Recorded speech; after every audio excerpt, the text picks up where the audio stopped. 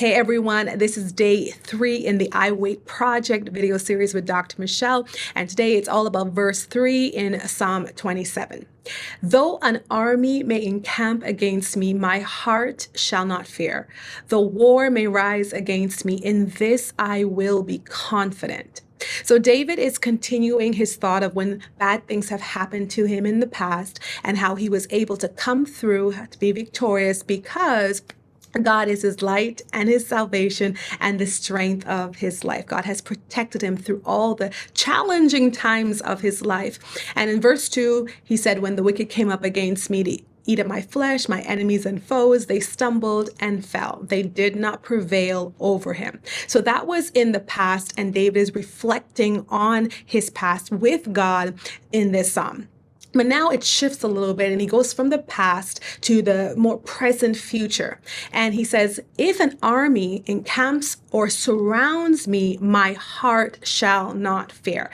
So firstly, if an army that coming up against him and surrounds him, do you know what it feels like to be surrounded, especially by something that brings fear to you or something that's going to bring harm to you? It's not a good feeling. And many times in our life, we can feel surrounded, whether it's challenges or bills or different things, just things that come up against us and feels like helmets in, we can feel overwhelmed. But linking it back to the first verse, because God is his light and his salvation and the strength of his life, David says, my heart, my inner being will not fear. He's not going to faint on the inside because God is with him. And like I said, there are so many instances in this world for us to fear.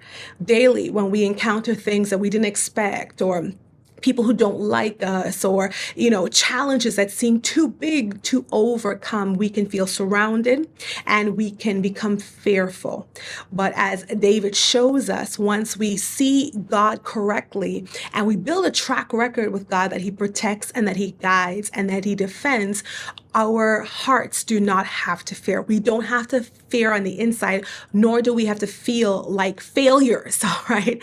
Because God will guide us through any dark moment. So he continues to bring this thought of when bad things happen, but he connects it to the first verse, which is like the thesis statement, the main declaration that God is his light and his salvation and the strength of his life. And for us too, when we go through challenging times, may we connect it back to the mindset that God is with us and he protects us and he will deliver us so that we can go through whatever we're facing in victory. So he continues on. The war may rise against me, in this I will be confident. And another translation says, though I may be attacked, right, I will remain confident. And we all know what it feels like to be attacked. Some of us physically, some of us verbally or emotionally. And it's not a great feeling. It happens in life, but we don't get joy out of it. And he is reminding us in his own description that even though these things may happen, he may feel attacked or be attacked, that he can still remain confident. Now, he's not remaining confident in himself, in his abilities, in his skill, in his wisdom. He is remaining confident in what? Link it back to the first verse, that the Lord is with him, that the Lord is his strength, and the Lord is his light and his salvation. And listen, your confidence in yourself will fluctuate. We go through different periods of life, different seasons of life. Sometimes we feel like we can take everything, and just conquer the world. And sometimes we feel like we don't want to get out of bed in the morning, right? And so our confidence in ourselves will fluctuate, but God's abilities never will. And so although he wants us to have self-esteem and to be able to see ourselves accurately and see ourselves well, our ultimate confidence must be in the one who changes not, and that is God.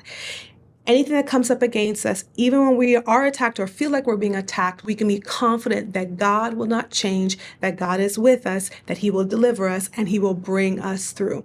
So like I said, this relates to periods of waiting in our life, because periods of waiting in our life are just that periods. How we understand our entire life will prepare us for periods of waiting so that we can walk through them and still have joy in life. So what I'm doing is getting us to see, how do we understand our lives and our journey with God, our relationship with God, and God's presence in our life. Because as we fix that and have a correct vision, then any season we go into, we'll be able to go through victoriously, because we understand that God is with us. He is our light, He's our salvation, and He's the strength of our lives. All right, so be blessed, and I'll see you tomorrow.